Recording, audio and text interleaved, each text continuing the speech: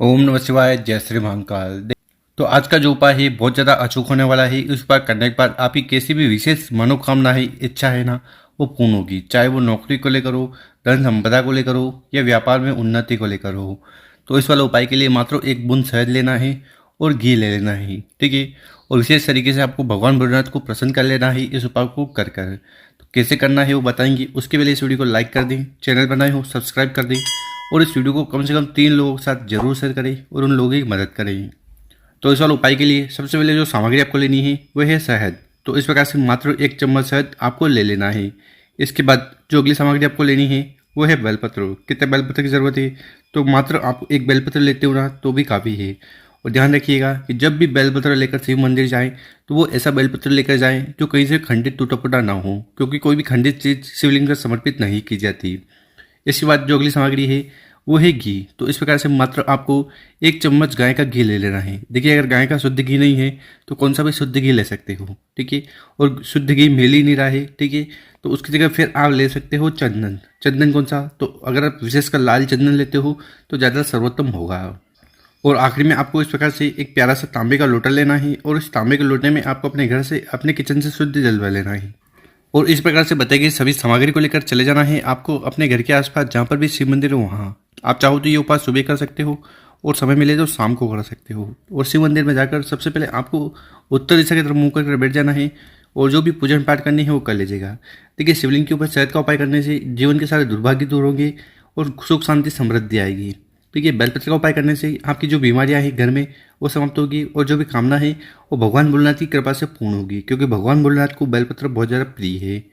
तो इस वाले उपाय में सबसे पहले आपको करना क्या है कि आपके पास जो जल का लोटा है, तांबे का लोटा है, उस तांबे के लोटे को उठाना है और धीरे धीरे कर पूरा पूरा जल शिवलिंग के ऊपर उड़ेल देना है, समर्पित कर देना है। ओम नमः शिवाय श्री शिवानमस्तुभ्यम इस मंत्र का जाप करते हुए, ठीक है। जल समर्पित कर दिया। इसके बाद आपके पास जो शहद है ना, उस शहद को उठाना है, और बेलपत्र की जो बड़ी पत्ती है, ठीक है, इस बेलपत्र की बड़ी पत्ती पर आपको अच्छी तरह से शहद लगा देना है। कौन सी पत्ती पर? बेलपत्र की बड़ी पत्ती पर। देखिए, ये जो पत्ती है ना, ये शिव जी का रूप है, तो इस पर आपको अच्छी तरह से शहद लगा देना है, ठीक। और नीचे क्या लगाना है? देखिए, आप चाहो तो नीचे घी लगा सकते हो या लाल चंदन लगा सकते हो। तो लाल चंदन में आपको थोड़ा पानी डाल देना है, घोल लेना है, और इस प्रकार से आपको लाल चंदन का लेपन नीचे कर देना है, ठीक।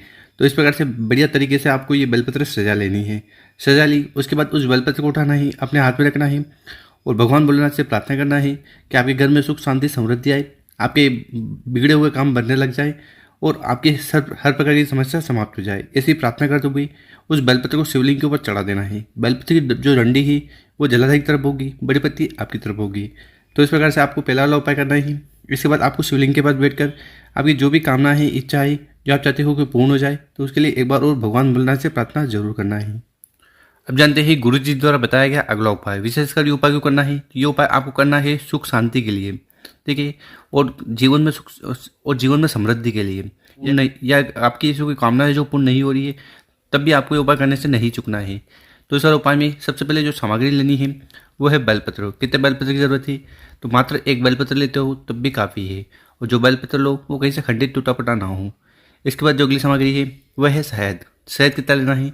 तो हर बार की तरफ मात्र 1 चम्मच शहद आपको इस वाले उपाय के लिए ले लेना है, ठीक। और आखिरी में आपको लेना है तांबे का लोटा। तो इस प्रकार से आपको तांबे का लोटा लेकर मात्र उसमें आपको अपने घर से जल भरना है। देखिए, गुरु जी कहते हैं कि घर से जल भरकर शिवलिंग पर जाकर उड़ेलते हो ना, तो इससे आपके घर के तीनों दोष समाप्त होते हैं: काल विसार दोष, वास्तु दोष और पितृदोष। तो इस प्रकार से बताई गई तीनों सामग्री को लेकर चले जाना है आपको अपने घर के आसपास जहाँ पर भी शिव मंदिर है वहाँ। आप चाहो तो ये उपाय सुबह कर सकते हो, समय मिले तो शाम को कर सकते हो। और शिव मंदिर में जाकर जो भी पूजन पाठ आपको शिवलिंग की करनी है वो कर लीजिएगा। फिर उत्तर दिशा की तरफ मुंह कर बैठ जाना है। देखिए, शिवलिंग के ऊपर शहद का उपाय करने से घर में सुख शांति आती है, ठीक है, वो दुर्भाग्य दूर होता है। बेलपत्र का उपाय करने से कामना पूर्ण होगी, और जो भी समस्या है, परेशानी है, खत्म होगी। तो इस वाले उपाय में आपको करना क्या है कि आपके पास तांबे का लोटा है ना, उस तांबे के लोटे को उठाना है और पूरा पूरा जल शिवलिंग के ऊपर उड़ेल देना है। और ये उपाय करते समय ओम नमः शिवाय श्री शिवाय नमस्तुभ्यम मंत्र का जाप कर लेना। जल को समर्पित कर दिया। इसके बाद आपके पास जो शहद है ना, उस शहद को उठाना है, और बेलपत्र की जो बड़ी पत्ती है जो शिव जी का रूप है, उस पत्ती पर आपको अच्छी तरह से शहद लगा देना है, ठीक है। उसके बाद उस बेलपत्र को उठाना है, आपकी जो भी कामना है उसका स्मरण करते हुए बेलपत्र को समर्पित कर देना है। बेलपत्र की जो डंडी है वो जलाधारी की तरफ होगी, बड़ी पत्ती आपकी तरफ होगी। तो इस प्रकार से आपको दूसरा वाला उपाय करना है। उसके बाद आपको शिवलिंग के पास बैठकर अपना नाम और गोत्र का उच्चारण करते हुए विशेषकर भगवान भोलेनाथ से प्रार्थना करना है। हे भोलेनाथ, हे श्री शंभु, हे त्रिकालदर्शी, मेरी ये जो दिल की बात है, कामना है, इच्छा है, इन्हें पूर्ण करे, घर में सुख शांति समृद्धि लाए और सारी समस्या समाप्त करे। तो ऐसी प्रार्थना करते हुए आपको विशेष उपाय करना है। गुरुजन का इस उपाय करने के बाद आपको सब कुछ प्राप्त होने लगेगा जो आप प्रार्थना करोगे। तो गुरुजी ने बहुत ही अचूक और विशेष उपाय बताया है, कर जरूर देखिएगा। और मेरे प्यारे दोस्तों, अगर आपको वीडियो अच्छी लगी हो तो इस वीडियो को 5 लोगों के साथ व्हाट्सएप पर जरूर शेयर करिए। ओम नमः शिवाय, जय श्री महाकाल। मिलते हैं हम आपसे एक और नई वीडियो में।